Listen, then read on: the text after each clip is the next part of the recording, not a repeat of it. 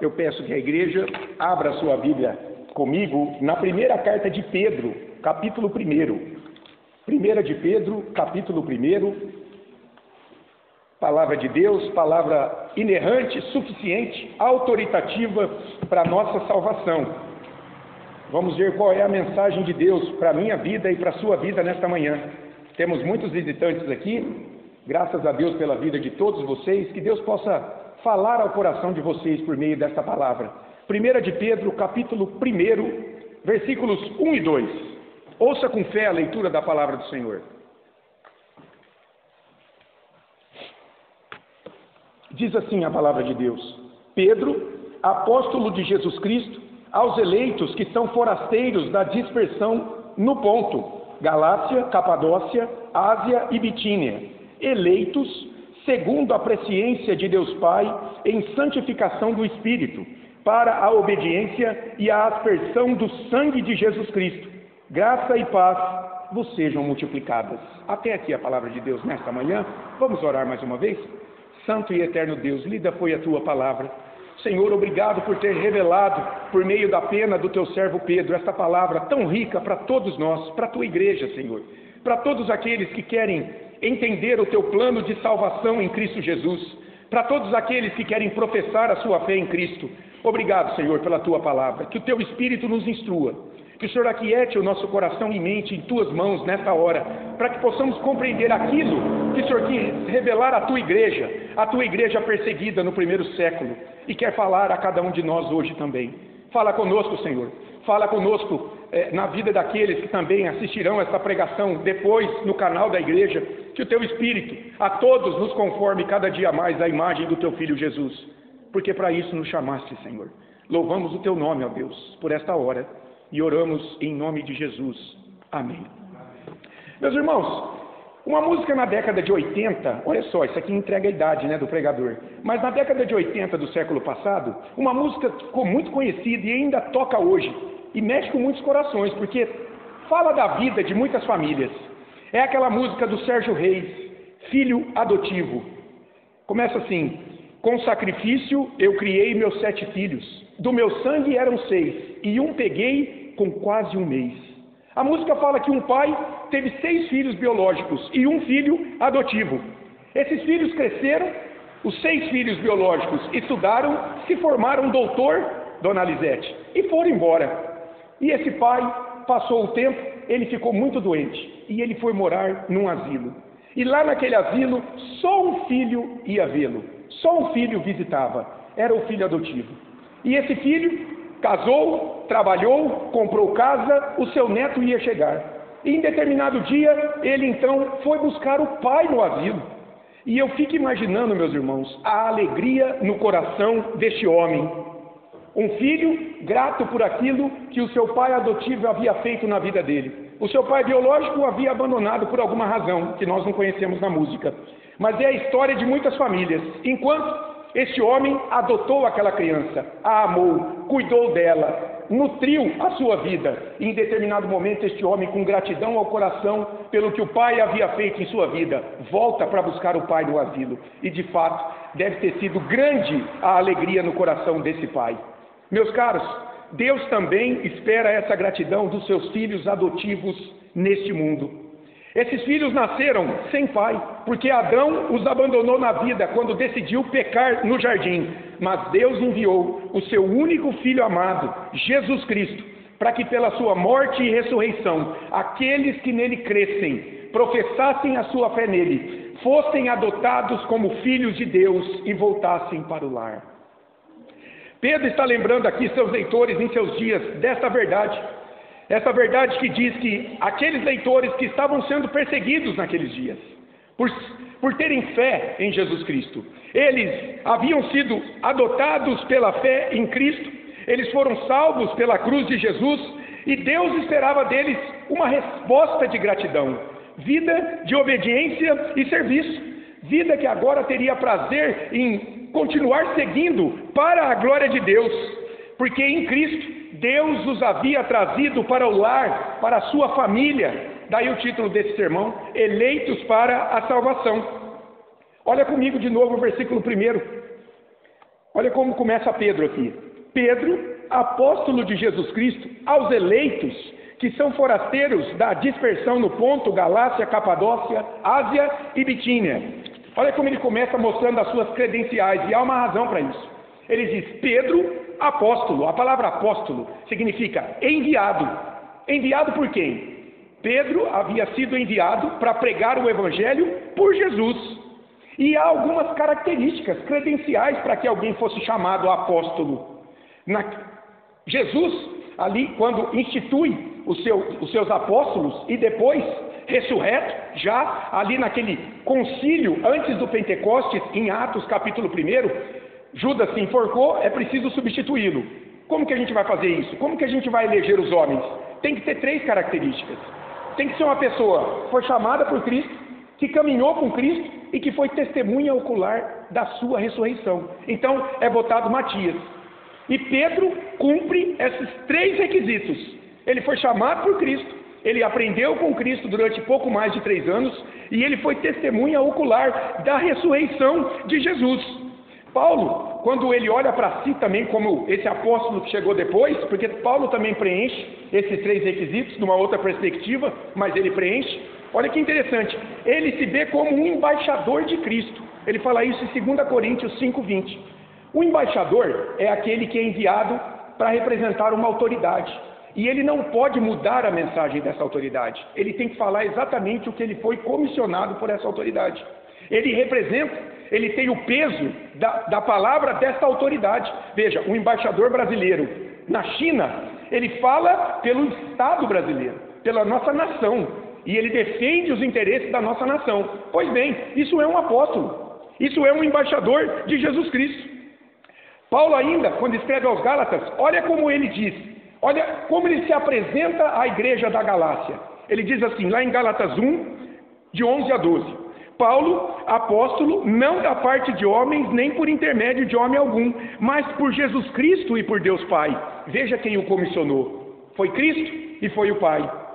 Faço-vos, porém, saber, irmãos, que o evangelho por mim anunciado não é segundo o homem, porque eu não o recebi, nem o aprendi de homem algum, mas mediante revelação de Jesus Cristo. E Pedro diz, Pedro, apóstolo de Jesus Cristo. Essa construção de Jesus Cristo lá no original significa, eu pertenço a Jesus. Eu sou servo de Jesus. Pedro está mostrando isso, meus irmãos, para dizer o seguinte, isso aqui que vocês lerão, isso aqui que vocês ouvirão, não vem da minha mente, não vem do meu coração. Isso é a palavra de Deus, revelada para vocês. Isso é importante para que aqueles ouvintes crescem, não no homem Pedro, falho, pecador, mas no Espírito que usava aquele homem, inspirado por Deus, para trazer uma palavra de Deus. Isso é importante, porque hoje as pessoas elas dão ouvidos a qualquer conto, a qualquer história, sem perscrutar de fato de onde vem aquilo, qual a fonte disso. E isso, assim, de maneira corriqueira, cotidiana. Eu tenho um amigo que ele dá ouvidos a tudo que falam para ele. E muitas vezes ele vem desesperado, comentar algumas questões, alguns fatos que ele ficou sabendo, e eu fico ouvindo, e às vezes eu falo para ele, escuta, ô Anésio, como é que você sabe que isso é verdade? Eu falo para ele, irmãos, se hoje nós temos nunca tivemos num tempo de tanta informação com a mídia, por outro lado, o problema hoje são as fontes da informação. Essas fontes são confiáveis? Porque há muitas narrativas hoje, em todas as áreas da existência humana. Então Pedro se preocupa com isso. Ele está dizendo, o que eu vou escrever aqui não veio do meu coração. É o Senhor Jesus que vai falar para cada um de vocês. E ele está falando para quem? Olha o que ele diz. Apóstolo de Jesus Cristo aos eleitos. Ele está escrevendo a pessoas que eles chamam de eleitas. Ou seja, escolhidos. Alguém que é escolhido por Deus em detrimento de outras pessoas. Olha o filho adotivo. Um filho, quando ele é adotado por uma família, ele é escolhido por uma família em detrimento de outras pessoas. Havia muitas pessoas para serem adotadas. Bom dia. Mas esse menino, essa menina foi adotado, foi escolhido. Pedro chama a igreja de eleita. Veja, Aí vem a doutrina da eleição. É uma doutrina preciosa da teologia reformada. É uma doutrina, irmãos, difícil, porque o nosso coração pecaminoso quer salvar todo mundo. Todo mundo, Deus é amor e Ele vai salvar todo mundo. E quando Deus manifesta essa doutrina na Escritura, dizendo que na eternidade Ele elegeu e predestinou pessoas de uma humanidade caída para aproximarem de si por meio do sacrifício do seu Filho, quando nós vemos isso, de que a salvação é limitada aos eleitos, à igreja, então o nosso coração grita. O pecado dentro de nós grita, a nossa justiça própria grita, porque a gente conhece pessoas que são boas e muito boas aos olhos dos homens, mas não querem compromisso nenhum com Jesus Cristo em suas vidas, mas são boas. E nessa hora, quem não tem o conhecimento da Bíblia diz: não, você está errado, esse aí vai ser salvo também. Mas para Pedro, veja, ele está escrevendo para eleitos. A Bíblia toda, meus queridos, mostra o seguinte: Deus escolheu um povo para salvação dentre a raça humana caída. A gente vê isso, por exemplo, quando Deus escolhe Israel. Lá em Deuteronômio 7, de 6 a 8, Israel foi escolhido por Deus dentre todas as nações. Havia muitas nações naqueles dias. Quando Deus chama Abraão e a partir dele forma a raça judaica. Por que Deus elegeu aquele homem que era um idólatra? Outro dia me disseram assim: Abraão era um santão, né? Nada. Abraão era um idólatra. Lá na terra dele, ele adorava a lua, os astros do céu. E Deus foi lá chamar esse homem. Por quê? Efésios 1 diz: para o louvor da graça de Deus. Para a glória de Deus ele fez isso. Não sabemos por quê, mas ele foi lá e buscou Abraão, de todos os homens da terra. A gente não pensa nisso, né? Havia muitos homens, muitas famílias, mas Deus foi chamar Abraão. Ele escolheu aquele homem. E a partir daquele homem, ele formou e amou um povo. Jesus Cristo pensava o mesmo sobre a doutrina da eleição. Lá em João, capítulo 15, versículo 16, Jesus diz aos seus discípulos: não foram vocês que me escolheram, fui eu que vos escolhi. Jesus olhou para algumas pessoas e chamou-as para ter comunhão com eles.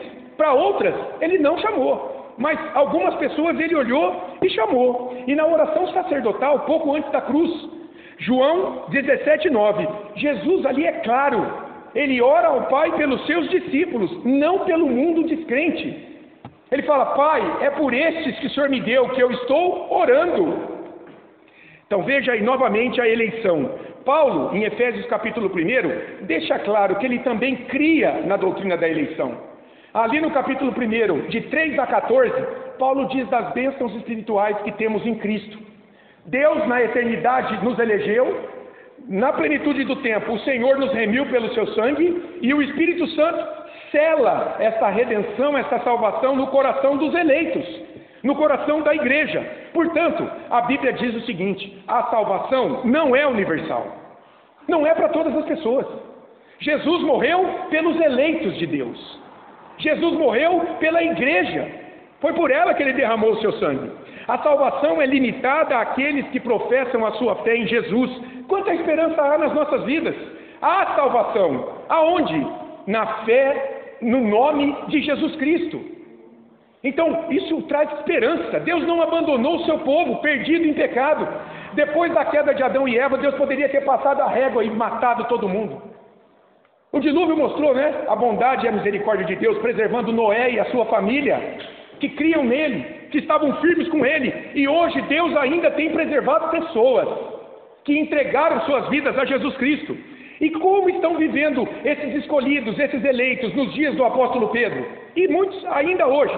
Pedro diz aí, Pedro, apóstolo de Jesus Cristo, aos eleitos que são forasteiros. Essa igreja é forasteira. A palavra ali é um estrangeiro. Veja, se você brasileiro viaja para a África, você é um estrangeiro lá. Isso significa que lá você não é cidadão africano. Lá você não tem direitos de cidadania africana. Você é um estrangeiro. Isso mostra que o crente, ele vive nesse mundo numa ponte. Veja, uma ponte é um lugar de passagem, de um lugar para o outro. Ele não vive numa terra fixa, onde ele pode construir a sua casa para sempre. Mas ele vive, se a gente pudesse trazer uma imagem, em uma tenda. Uma tenda é algo provisório.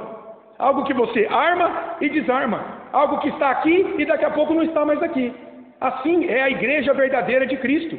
Ela não tem os seus pés fixos aqui, nesse mundo. Ela tem os seus pés aqui, mas a sua mente e o seu coração lá na pátria celestial. Abraão, Isaque e Jacó viveram como estrangeiros no mundo. Viveram como peregrinos. Eles ansiavam por uma pátria celestial. Eles nunca acharam que Canaã era o destino final deles. Canaã era apenas uma figura, um lugar deleitoso que manava leite e mel, mas que apontava para o verdadeiro descanso que eles teriam, que era na pátria celestial. Hebreus 11 vai falar disso. Jesus disse a Pilatos: meu reino não é deste mundo. Então, de fato, a igreja, ela foi levada embora deste mundo.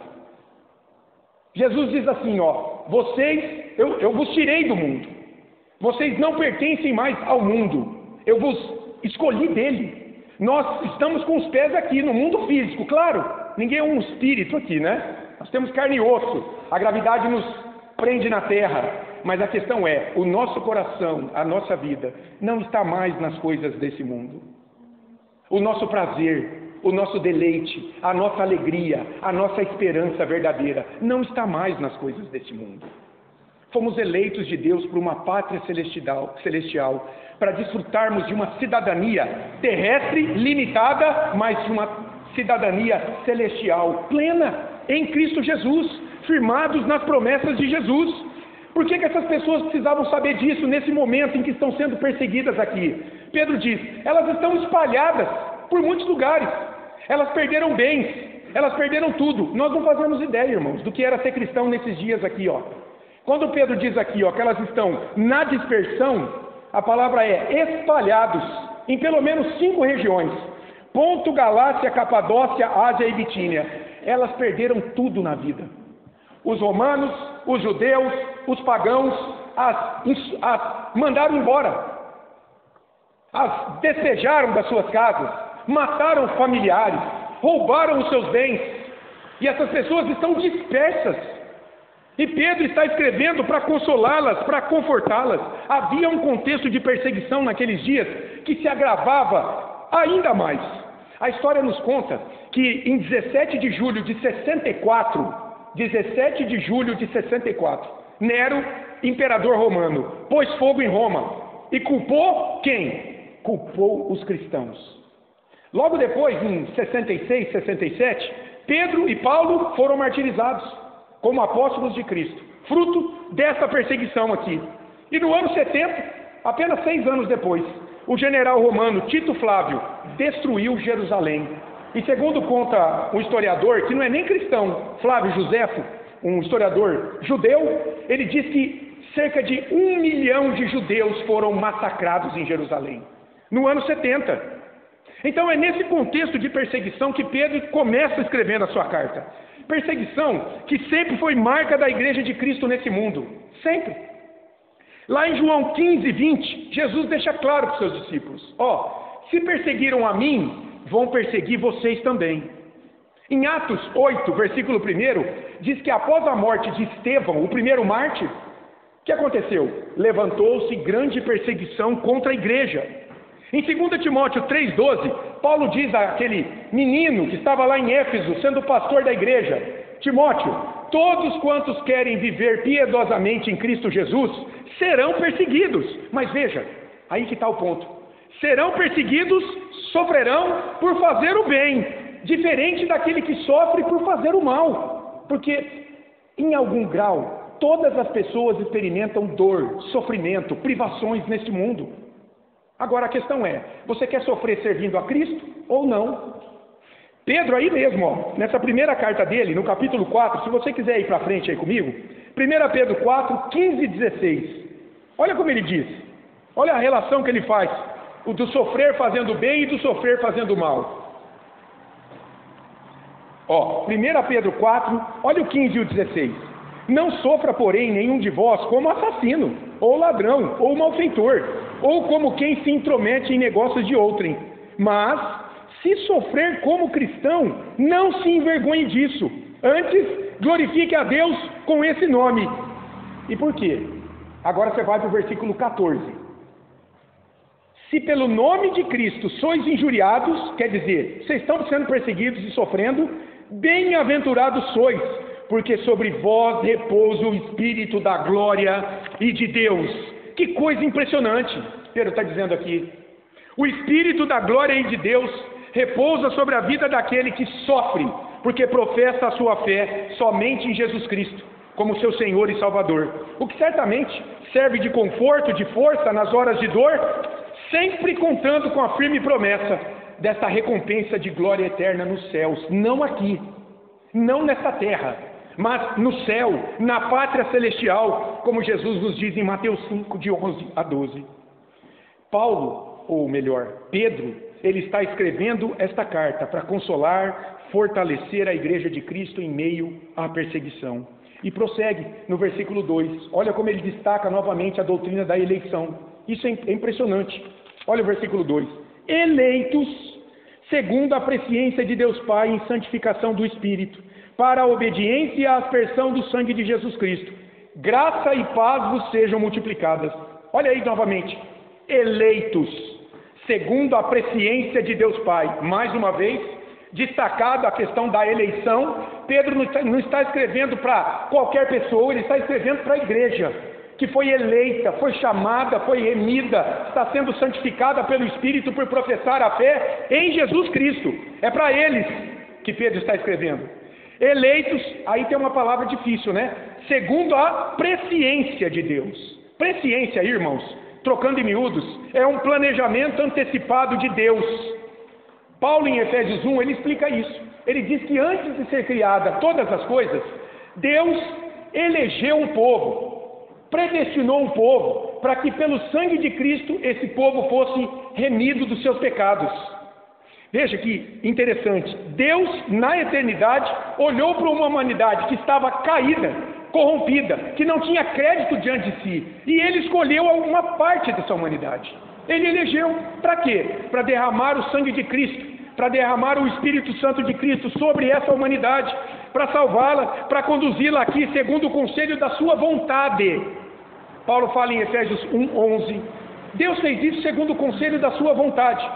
E o apóstolo Paulo, quando ele olha para essa doutrina da eleição, olha que interessante. Quando ele pensa no que aconteceu com Esaú e Jacó, lembram, né? Esaú e Jacó, filhos de Rebeca com Isaac.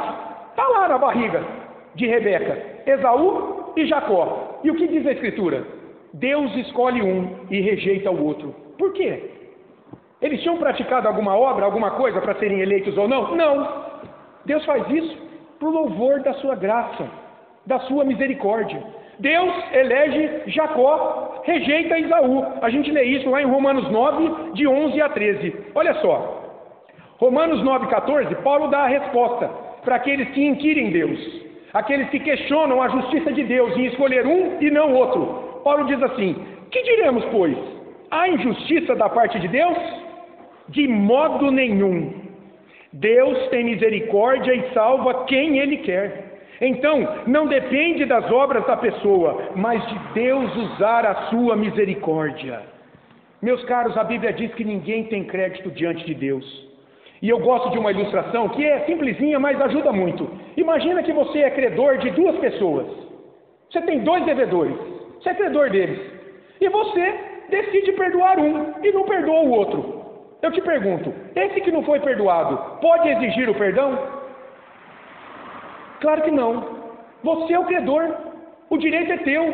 A dívida é tua. Você faz o que você quiser com o teu crédito. Se eu quero perdoar esse aqui, porque sei lá, ele torce para o meu time, e não quero perdoar você, você tem que me pagar. Assim era a humanidade caída diante de Deus, devedora, pecaminosa, sem justiça, sem crédito diante de Deus. Deus, por sua misericórdia, elege a igreja, chama a igreja para ser remida pelo sangue de Cristo. Mas alguém podia estar perguntando: escuta, como viver seguro nessa vida, de fato, de que apenas pela minha profissão de fé em Jesus, apenas como tendo Ele como meu Senhor e Salvador, eu sou um eleito de Deus? Como eu ter segurança disso? É porque não é pelas nossas obras, é porque você não vive diante de Deus pela tua insuficiência, pelas tuas fraquezas, pelas tuas debilidades, fracassos morais de caráter, mas você vive pela obra de Jesus, pela cruz de Jesus, A Bíblia diz que Ele é a nossa sabedoria, justiça, santificação e redenção. 1 Coríntios 1,30. Então veja, é por Jesus, é por isso que há a certeza no meu coração de que eu pertenço a Deus, de que eu sou filho adotivo por meio de Cristo, a Deus, de que você, se crê em Cristo como teu Senhor e Salvador, foi adotado também como filho de Deus. Por quê? Porque é pela obra de Jesus, obra perfeita, suficiente, única, que Deus aceitou no meu e no teu lugar, para nossa salvação. Isso é o Evangelho. Qualquer coisa fora disso não é Evangelho. Evangelho é Cristo morrendo por mim e por você na cruz, recebendo a punição, a ira de Deus pela culpa do meu e do teu pecado, porque não há inocentes diante de Deus, e nós precisamos buscar a Cristo, confiar em Cristo. Por isso o hino, 213, a última hora. Que momento importante na minha vida e na sua vida, em mais uma manhã, em que Deus está nos aproximando dEle, trazendo a palavra dEle para nós, nos mostrando a realidade da Escritura, de que todos somos devedores diante de Deus, e precisamos ter a nossa dívida quitada, e quem quita a nossa dívida de pecado diante de Deus é Jesus Cristo. Pedro está dizendo àquelas pessoas, mais uma vez, que elas são especiais, não nelas, mas porque elas estão em Cristo. Porque um dia elas professaram a sua fé em Jesus Cristo, abriram mão de suas verdades e resolveram seguir a Cristo e lutar em suas vidas agora para obedecê-lo e para servi-lo com os dons que Deus tem dado a elas. Que grande estímulo, meus amados, para professarmos a nossa fé em Cristo como nosso Senhor e Salvador e enfrentar toda a perseguição confiado nele, em Jesus, não mais em nós. O Evangelho nos liberta das nossas obras, entende? Jesus fez o que precisava fazer por mim e por você, para estarmos limpos, confiantes de que estamos salvos diante de Deus. O Evangelho nos liberta.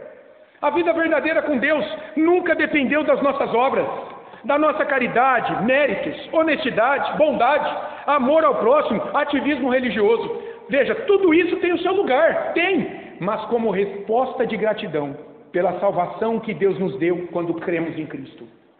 É muito diferente de você fazer isso para conseguir uma salvação e você responder a uma salvação já recebida. A igreja, o cristão, ele pratica boas obras, porque sem obras a fé é morta, mas como resposta de uma salvação que Deus já deu a ele quando uniu a Cristo. E por que Deus elege alguém? Pedro vai dizer, para ser purificado dos seus pecados, pela aspersão do sangue de Jesus Cristo, e agora na dependência do Espírito Santo, viver uma vida de obediência e serviço a Deus. O Espírito Santo presente na vida do cristão é sinal de que ele foi perdoado de todos os seus pecados e tem prazer agora em buscar obedecer a Deus em seus dias, vivendo uma vida para mortificar pecados e produzir o fruto de justiça para a glória de Deus. Então, Pedro, ele está dizendo aqui àqueles cristãos perseguidos que Deus os escolhera para fazer 3 coisas. Primeiro, para que eles obedecessem a Jesus Cristo, para a obediência a Jesus. Lá em João 14, 23, olha o que Jesus diz: se alguém me ama, guardará a minha palavra, me obedecerá, e meu Pai o amará. Veja, quem não busca obedecer a Cristo não é amado por Deus. É duro ouvir isso, irmãos, mas está na Bíblia. Como é que eu pulo esse texto? E é Jesus ensinando. Vou ler de novo. Se alguém me ama, guardará a minha palavra, o que ele ensinou, e meu Pai o amará. E mais, e viremos para ele, para essa pessoa. Eu acho isso incrível. E faremos nele morada. O cristão é morada da Trindade eterna. Está nele ali o Pai, o Filho e o Espírito Santo, habitando nessa vida em algum sentido. Está lá. É Jesus dizendo aqui. Lá em Tito 2,14, olha o que Paulo ensina. O qual a si mesmo se deu por nós, Jesus, a fim do quê? De remir-nos de toda a iniquidade e purificar para si mesmo um povo exclusivamente seu, zeloso de boas obras. Então, vida cristã é vida de obediência e serviço a Cristo. Isso só é possível, segundo Pedro, pela habitação do Espírito Santo. E o que o Espírito Santo faz na vida daqueles que professam a sua fé em Cristo? Ele vai tornando essa pessoa cada dia mais no caráter, mais parecido com Jesus.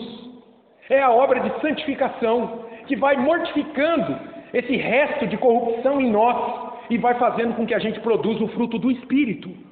Romanos 8, 29, Paulo faz isso. Então, primeiro, Deus elege a sua igreja, escolhe para a obediência a Jesus. Mas em segundo, isso só é possível porque sobre essa igreja houve a aspersão do sangue de Cristo, o derramamento do sangue de Cristo.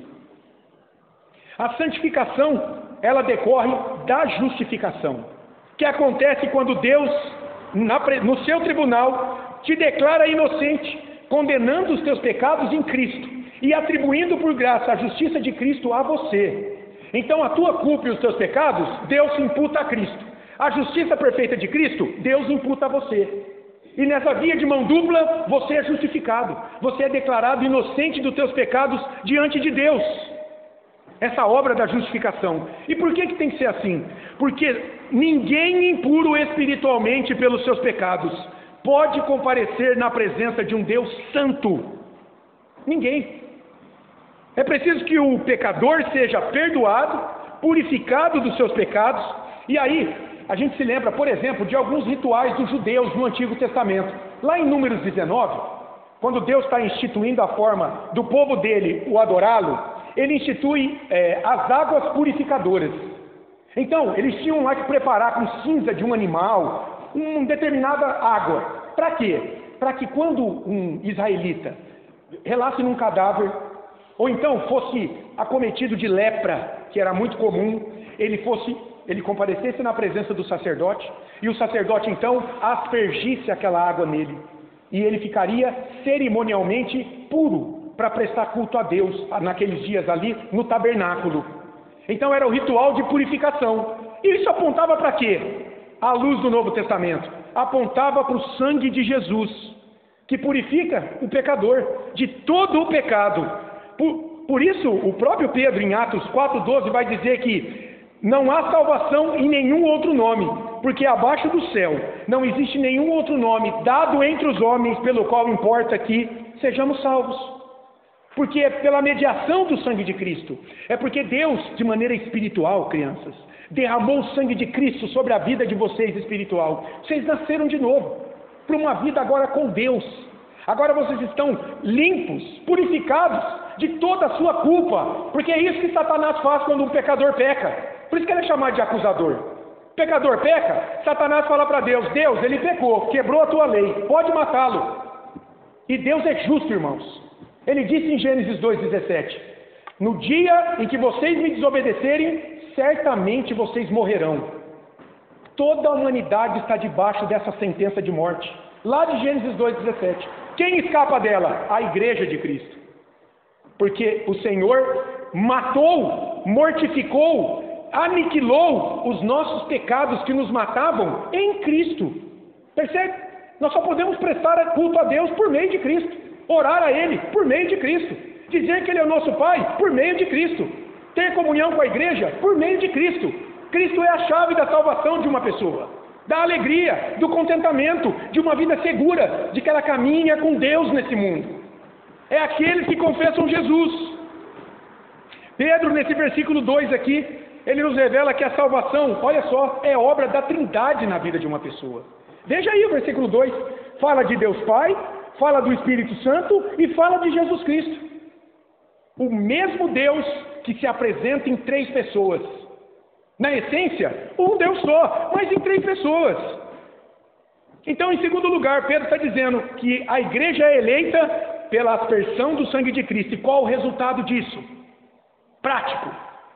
Qual o resultado da eleição, da justificação, da santificação do Espírito na vida de um pecador? Pedro vai dizer aí no final do versículo 2: graça e paz vos sejam multiplicadas. Pedro está lembrando seus leitores que eles foram eleitos e salvos pela graça de Deus. E agora, o que acontece aqui? Eles desfrutam de paz com Deus. Meus irmãos, o que pode ser mais consolador em meio à dor do que saber que Deus está do teu lado na batalha? De que você está sofrendo, mas você está sofrendo na presença do teu Pai, do teu Deus que em Cristo te salvou da morte eterna. O que pode ser mais consolador que isso? Cristo já pagou o preço dos nossos pecados, já venceu os nossos inimigos na cruz, e agora nós temos paz com Deus nessa vida. Aconteça o que acontecer, porque a paz de Deus não depende de circunstâncias externas. Essa é a paz que o mundo dá. Enquanto está tudo bem, enquanto tem comida na mesa, enquanto você tem emprego, enquanto você tem saúde, você tem paz. Você está rindo. Quando isso acaba, você fica desesperado. Essa não é a paz de Cristo. A paz de Cristo, pelo Espírito Santo dele, na vida do crente, do cristão, é uma paz que vai além da circunstância. Você vai para um velório, você não vai dando risada, mas você está com o coração consolado. Você está enfrentando uma doença, você não fica dando risada. Não, nada disso, você não fica feliz. Não é essa paz. Mas você sabe que Deus tem um propósito na tua vida, nessa doença. E é isso que nós vamos ver na escola dominical hoje. Nós vamos pensar um pouco sobre a doença na vida do cristão. Para que serve isso? Por que o crente fica doente? Nós vamos ver. Então, essa paz excede toda a circunstância externa. Na verdade, as circunstâncias externas adversas na vida da igreja são usadas por Deus para a sua edificação. Entender isso, irmãos, é uma obra espiritual, sobrenatural. Deus tem que operar num pecador. E a Bíblia diz como é que Deus fortalece a fé dos eleitos, daqueles que professam a sua vida em Jesus. Sabe como? De Gênesis ao Apocalipse. Qual é o instrumento que Deus usa para edificar a fé da igreja? As fornalhas de fogo. É assim, foi assim na vida de todo servo de Deus. Não é quando tudo está bem, não. É na fornalha. E Pedro está escrevendo essa carta para mostrar isso à igreja. Vocês estão sendo perseguidos, mas aguentem firmes. Vocês foram eleitos por Deus para isso. E Deus está apurando a fé de vocês, como Ele apura um metal sujo pelo fogo. Eu trabalhei como ourives. E a gente pegava ouro, anel, corrente, brinco, punha num cadinho e jogava o maçarico e ficava ali para fundir. Era interessante porque quando derretia o ouro líquido, subia uma borra preta em cima do ouro líquido. O que era aquela borra preta que subia? Era a sujeira daqueles metais. Pedro usa essa imagem para dizer, o que Deus está fazendo com a nossa fé? Ele está purificando por meio do fogo, para tirar o quê? A imundícia, os nossos defeitos de caráter, para nos fazer mais parecidos com Jesus em nossa vida. Que coisa maravilhosa! O Senhor faz isso com a sua igreja, com aqueles que foram lavados pelo sangue de Cristo, aqueles que nasceram para uma vida eterna, que foram adotados em Cristo como filhos de Deus. Deus fez isso com o próprio Filho, meus irmãos. Lá em Hebreus 5:8, nós vemos que Jesus aprendeu a obediência pelas coisas que sofreu. Na sua natureza humana, Jesus era humano como eu e você, mas sem pecado. As pessoas às vezes perdem essa dimensão. Não, Jesus era humano, ele tinha carne, como eu e você. Osso, rádio, tíbia, perônio, ele tinha dedos na sua carne. Ele não tinha o pecado, mas a carne revestia a sua alma, vamos dizer assim. E o Senhor, ele aprendeu a obediência pelas coisas que sofreu na carne também. Muitas tentações que ele teve que dizer não. Todas, né? Porque ele não pecou. Porque o pecado não é ser tentado, o pecado é ceder à tentação. Jesus foi tentado, mas não cedeu à tentação. Isso gerou aflição nele. Ele teve fome, ele chorou, ele sentiu frio com certeza, ele ficou cansado muitas vezes. São canseiras de uma natureza humana no nosso Redentor. E veja, ele aprendeu a obediência pelas coisas que sofreu. E ele diz então em João 16:33, assim como eu passei por aflição, no mundo vocês também terão aflições. Mas tem de bom ânimo. Por quê? Porque eu venci o mundo, Paula. Jesus diz. Jesus venceu o mundo, se você crê nele como teu Senhor e Salvador. E ele venceu o mundo, para que você não fosse condenada com o mundo, quando ele retornar em glória. Por isso que ele nos tira desse mundo, desse sistema de valores caído, das coisas nesse mundo físico que trazem alegria para aqueles que não conhecem Jesus e a sua palavra. Desse mundo ele nos tirou. Ele nos apresenta agora uma pátria celestial, um reino de glória, um reino eterno. E só entra lá quem? Os eleitos. Pedro está dizendo aqui, a igreja dele. O sofrimento na vida do cristão, toda a perseguição sofrida pela sua fé em Cristo, é evidência de que ele caminha pelo Espírito de Cristo nesta vida e vai herdar a vida eterna no final. A gente já pode concluir aqui, então, fazendo algumas aplicações. Veja, A igreja está sendo perseguida nesses dias aqui. E precisa ficar firme na sua profissão de fé. Na sua profissão de fé. E o que Pedro faz? Ele relembra a igreja logo de início. As bênçãos que Deus deu a ela, quando a elegeu em Cristo Jesus por mera graça, e não por suas obras. Pedro vai dizer, vocês pertencem a Deus. Vocês são filhos adotivos de Deus. Vocês foram perdoados de todos os seus pecados, pela aspersão do sangue de Cristo. E estão sendo capacitados nessa vida, pela ação do Espírito Santo, a viverem vidas piedosas, de obediência e serviço a Deus, o que lhes trará paz. E como é que a gente pode aplicar isso aqui, nesta manhã tão especial?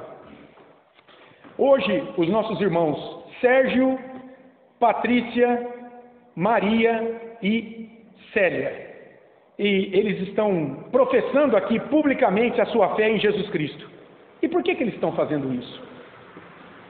À luz desse texto aqui. Porque eles foram eleitos na eternidade por Deus, para que pela ação do Espírito Santo que neles habita, eles professassem a sua fé em Jesus Cristo, nesta manhã, como seu Senhor e Salvador, tendo sido lavados de toda a culpa do pecado, pela aspersão do sangue de Cristo sobre suas vidas, para viverem agora em obediência e serviço ao Redentor, seguros da promessa do próprio Cristo. Olha o que Cristo diz em Mateus 10:32. Portanto, todo aquele que me confessar diante dos homens, também eu o confessarei diante de meu Pai que está nos céus. Que segurança tem em Jesus. Sérgio, Patrícia, Maria, Célia e todos que estão presentes aqui nesta manhã e que um dia professaram a sua fé em Jesus Cristo como seu Salvador, a Bíblia diz que a vocês está destinada uma glória eterna, uma glória que não vai ter fim, um tempo de paz aqui mesmo enfrentando problemas. Que vocês aguentem firmes, meus queridos, as duras provas de sua fé, porque elas são evidência de que Deus se fez seu Pai e que em Cristo Jesus agora há um céu destinado para cada um de vocês.